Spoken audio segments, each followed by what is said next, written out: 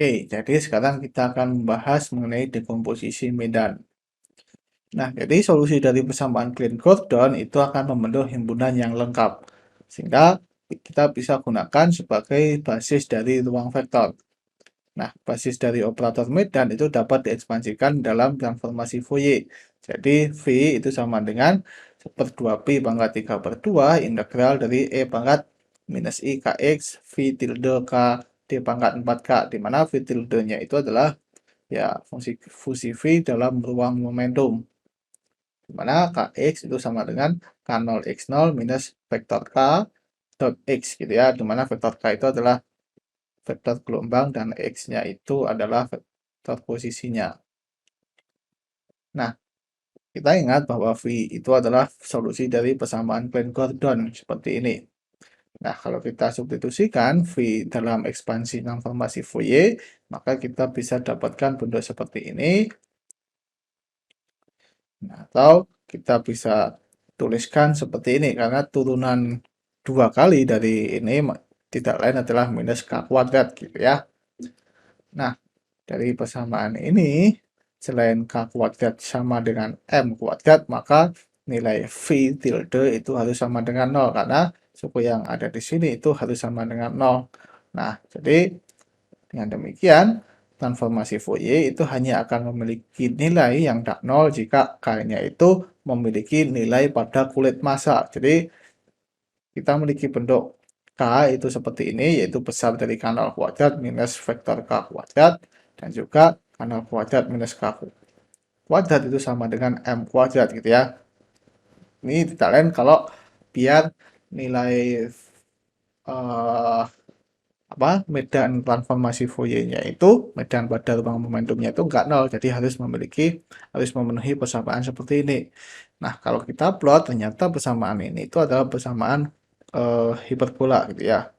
Jadi ya yang enggak nol itu dia memenuhi berada di kulit massa di sini ya, kulit hiperbolanya.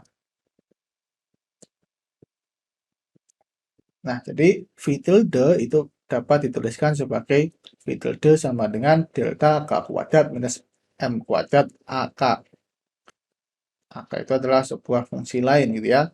Yang mana di sini kalau K kuadrat nggak sama dengan M kuadrat, maka dia nilainya akan 0.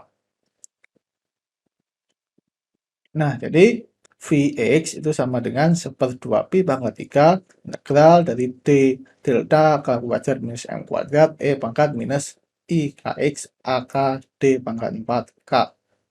Nah, jadi kita memiliki bentuk K kuadrat minus M kuadrat itu sama dengan K0 kuadrat minus besar dari K kuadrat minus M kuadrat itu sama dengan K0 kuadrat minus P kuadrat plus M kuadrat gitu ya. Karena K itu adalah H bar P. P itu adalah H bar K gitu ya, tapi kita gunakan H bar sama dengan 1.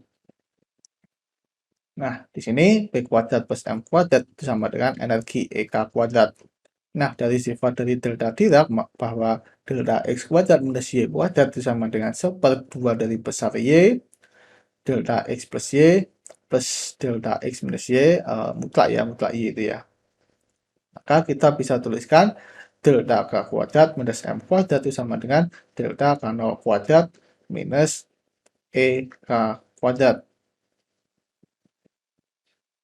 Atau kalau kita gunakan sifatnya, kita akan dapatkan 1/2 K0 delta K0 plus EK plus delta K0 minus EK.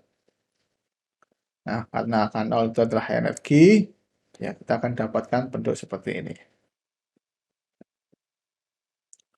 Nah, jadi kita memiliki bentuk dari V yang diekspansikan dalam transformasi Fourier, kita bisa dapatkan dalam bentuk seperti ini. Nah, ini kita bisa nyatakan ya satu persatu. Jadi di sini kalau kita integralkan gitu ya, integralkan terhadap K0, ini harusnya di pangkat 3 ya. Kita integralkan terhadap K0, maka untuk suku pertama di sini nggak akan 0 jika K0 sama dengan EK. Jadi, nah suku pertamanya itu K0-nya menjadi EK. Dan juga untuk suku kedua, itu nggak akan 0 jika K0 sama dengan minus EK. Jadi, K0-nya itu menjadi minus EK semua. Nah, selanjutnya kita bisa menukarkan K sama dengan minus K untuk suku kedua, maka kita akan dapatkan perumusan seperti ini. Nah, karena medan V itu harus bersifat Hermitian, maka V dagger itu sama dengan V. Dengan demikian, kalau kita lakukan Hermitian konjugat di kedua sisi, maka kita akan dapatkan persamaan seperti ini.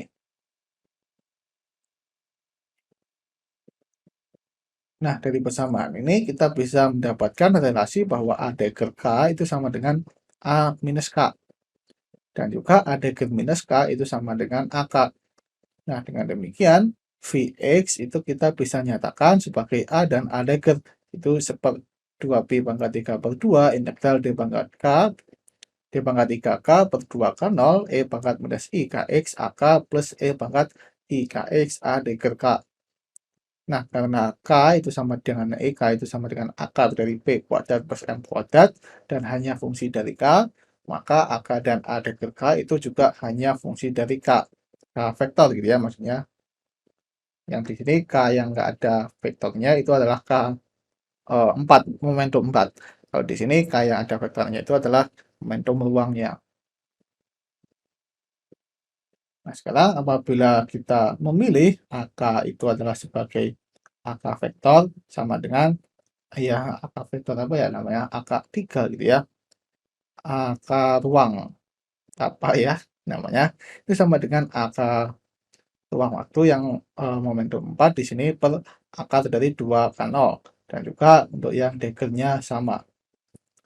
Nah, dengan demikian kita bisa tuliskan bentuk operator medan dalam fungsi A sebagai K vektor gitu ya, K vektor 3, maka kita akan dapatkan bentuk seperti ini. Jadi kita substitusikan ini dan menjadi di sini. Di sini terlihat bahwa operator medan itu dapat dipisahkan menjadi suku energi negatif dan suku energi positif. Jadi V positif itu sama dengan integral dari D pangkat 3K per akar dari 2pi pangkat 3 2K 0 E pangkat minus IKX AK. Jadi di sini menunjukkan suku energi positif gitu ya. Nah, begitu pula untuk yang solusi energi negatifnya kita memiliki bentuk seperti ini. Nah, jadi kita bisa pisahkan atau kita bisa dikomposisikan gitu ya. Operator medan itu menjadi jumlahan dari medan dengan energi positif dan medan dengan energi negatif gitu.